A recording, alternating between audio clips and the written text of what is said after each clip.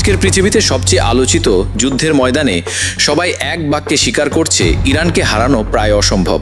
কিন্তু কেন? বিশ্বের সবচেয়ে শক্তিশালী মিলিটারি অ্যালায়েন্সও কেন বারবার থেমে যাচ্ছে? ইরান কি এমন গোপন শক্তি ব্যবহার করছে? আজ আমরা জানব ইরান কি ভরসায় এই কঠিন যুদ্ধেও এতটা শক্ত অবস্থানে আছে।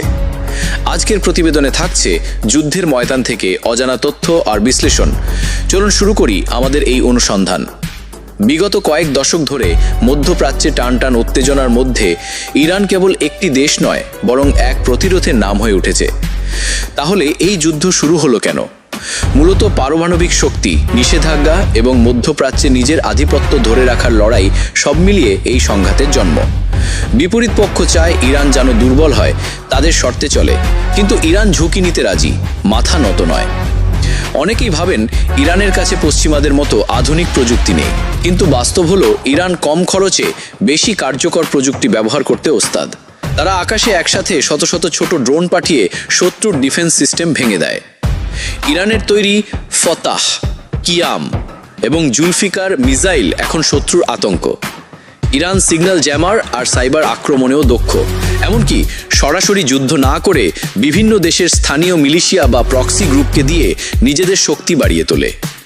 তাদের মিসাইল আর অস্ত্রের ভাণ্ডার পাহাড়ের গভীরে বা মাটির নিচে রাখা, তাই সহজে ধ্বংস করা যায় না।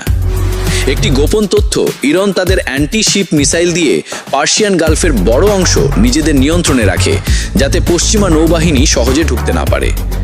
প্রথাগত যুদ্ধের বাইরে ইরান অসমান যুদ্ধ বা এসিমেট্রিক ওয়ারফেয়ারেও দারুণ দক্ষ। ছোট ছোট হামলা, বিচ্ছিন্ন আক্রমণ, গ্যারিলা স্টাইল কৌশল, স্মার্ট মাইন, আইইডি, রাতের অন্ধকারে হঠাৎ হামলা, এরপর দ্রুত স্থান পরিবর্তন, এইসব তাদের কৌশলের অংশ। সবচেয়ে গুরুত্বপূর্ণ, ইরানের সেনারা শুধু নিয়মিত সৈনিক নয়, জাতীয় বিপদের সময় সাধারণ নাগরিকও লড়াইয়ে ঝাঁপিয়ে পড়ে। ফলে পুরো সমাজটাই এক ধরনের প্রতিরোধ বাহিনী হয়ে যায়। প্রশ্ন আসতেই পারে, ইরানকে হারানো এত কঠিন কেন? এর তিনটে বড় কারণ আছে। 1. ইরানের ভৌগোলিক অবস্থান। বিশাল পাহাড়, মরুভূমি আর গোলধাঁধার মতো শহর, যেটা বাইরের সেনার জন্য দুঃস্বপ্ন। 2. ইরান নিজেরাই মিসাইল, ড্রোন ও অস্ত্র বানাতে পারে। সাপ্লাই লাইন বন্ধ হলেও সহজে থামানো যায় না। 3.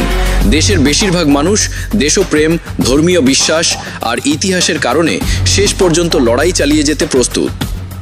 এই জন্যই মিলিটারি বিশেষজ্ঞরা বলেন, you can bomb Iran, but you can not defeat Iran. বর্তমানে যুদ্ধের ময়দানেও অবস্থা খুব টানটান। কখনো কখনো ইরানের হামলা পশ্চিমাদের শক্তিশালী প্রতিরক্ষাও ভেঙে দেয়। অনেকে বলছেন ইরান বহুদিন ধরেই এই যুদ্ধের জন্য পরিকল্পনা করে রেখেছে। তাদের রয়েছে শক্ত নেটওয়ার্ক, শত্রু চিহ্নিত করার সিস্টেম আর লোকাল ইনফরমেন্ট ব্যবস্থা। সবচেয়ে অবাক করার বিষয় হলো, তেল রপ্তানি বন্ধ হলেও তারা কিছু গোপন ট্রেড নেটওয়ার্ক দিয়ে অর্থনীতি সচল রেখেছে, যা খুব কম মানুষই জানে। এখন আসুন এমন কিছু তথ্য জানি যা অনেকেরই অজানা, অথচ এই যুদ্ধে ইরানের সাফল্যের পেছনে বড় ভূমিকা রেখেছে। ইরানের যুদ্ধ কৌশল শুধু মিসাইল বা ড্রোনের ওপর নির্ভরশীল নয়, তারা ছায়া যুদ্ধ বা শ্যাডো ওয়ার